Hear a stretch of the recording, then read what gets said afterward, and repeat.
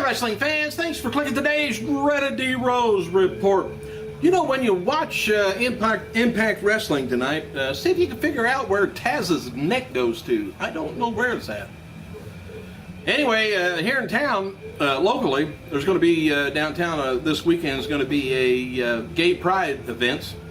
And one of the booths at the event is serving tacos and hot dogs. And in my opinion, those at that event should not even be close together. Get two places to sell those at. It's just not right.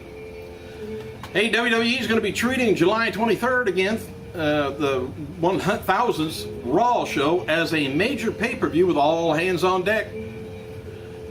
They've reached out to the usual legends like Duggan and Hacksaw, Okerlund, Slaughter, Piper, Jimmy Hart, Dusty Rhodes.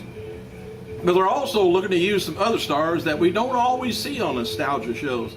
Bobby Heenan's name's been brought up a few times, but because of his bad health and stuff, it's going to be playing a factor. So I hope he can make it. I really do. I don't care what the deal is. We'd love to see it.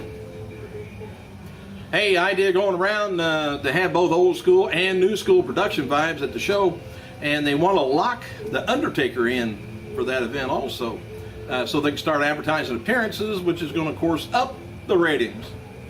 Plan to promote the show is going to be a 3-week hard TV build, and including announcements of the pay-per-view quality type lineup. So they're looking to introduce some new talent also on the 3-hour event. Might as well, the old ones are getting suspended, hurt, or something. WWE Creative is currently pushed to come up with a knock your socks off type angle for the summer.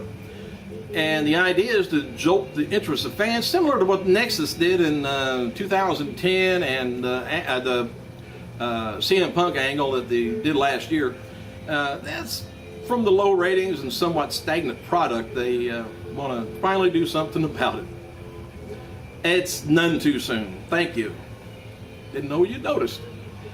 Hey, there's some recent WWE attendance figures. Raw, June 1st, Alexandria, Louisiana, did about 5,300 fans for $150,000 gate. Raw, June 2nd, Mobile, Alabama, did about 3,500, about $220,000. Raw, June 2nd, Augusta, Georgia, drew about 4,500 fans, 120 gate.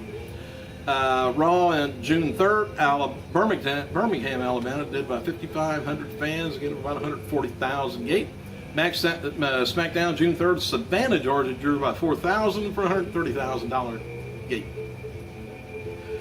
Counting down to 16 days remaining on his 30-day WWE suspension due to irresponsible act degrading the Brazilian flag at a WWE event in Sao Paulo.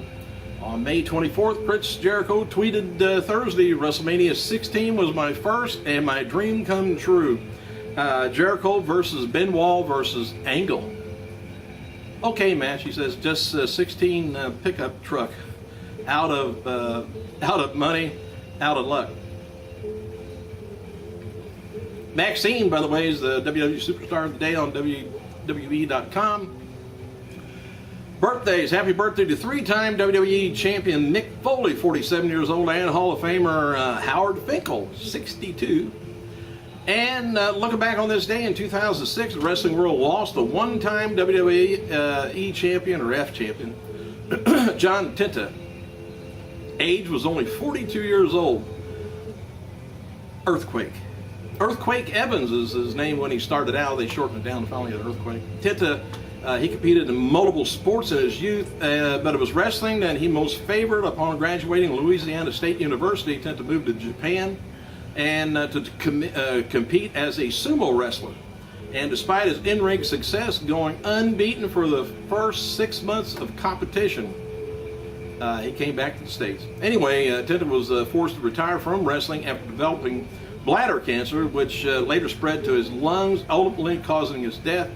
WWE acknowledged the death on the website and included in memorandum image before the following Raw and SmackDown show. And it should be noted that folks over at the good old WrestleCrap.com posted a beautiful tribute to Tenta, having been involved in the site in previous years. He used to write to RJ for a long time over there. Good guy. Good site too. WrestleCrap.com. All right. Early this morning, he was a good friend of mine too. Anyway, early this morning, Randy Orton finally commented on Twitter and said that his suspension ends in 50 days and will put him back on Friday, July 27th, 2 days before the reported July 29th. A fan asked Orton if he's going to be returning as a heel because of his suspension. He said, "We can only pray." If Orton does return on July 27th, that's going to be meaning his suspension May 25th. That was the night he appeared on Raw and laid out The Miz with the RKO. Orton was not used at SmackDown taping that week, and his suspension was announced the next day, Wednesday. So we know when it was announced. We don't know, well, I guess we kind of know when it started. Finally, a fan asked Orton if he was suspended or why he was suspended. He says, "When I'm able to tell you, I will. Till then, don't believe everything you read." Of course, I'm telling you, but you didn't read it. You heard it.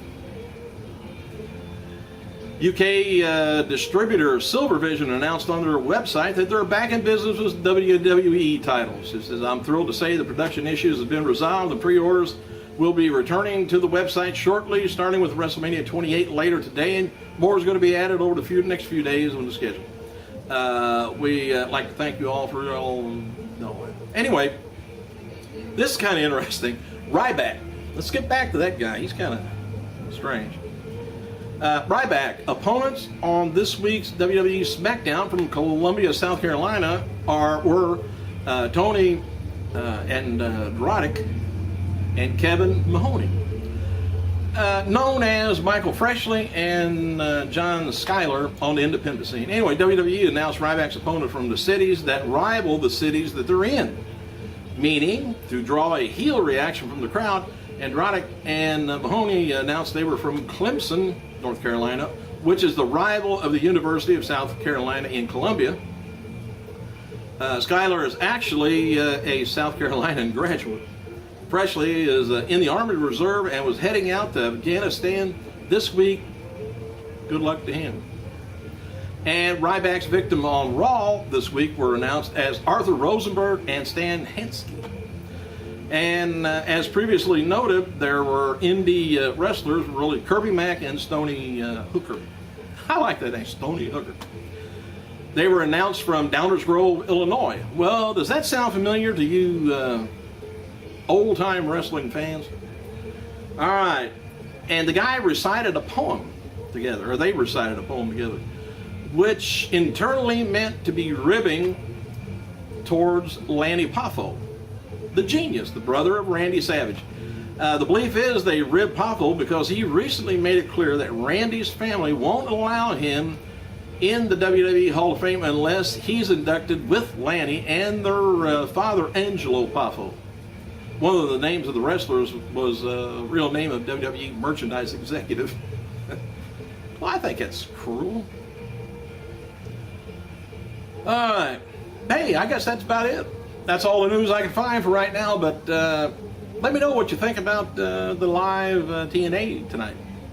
See what happens. See if anybody goofs up. Thanks for clicking, you guys. I gotta go.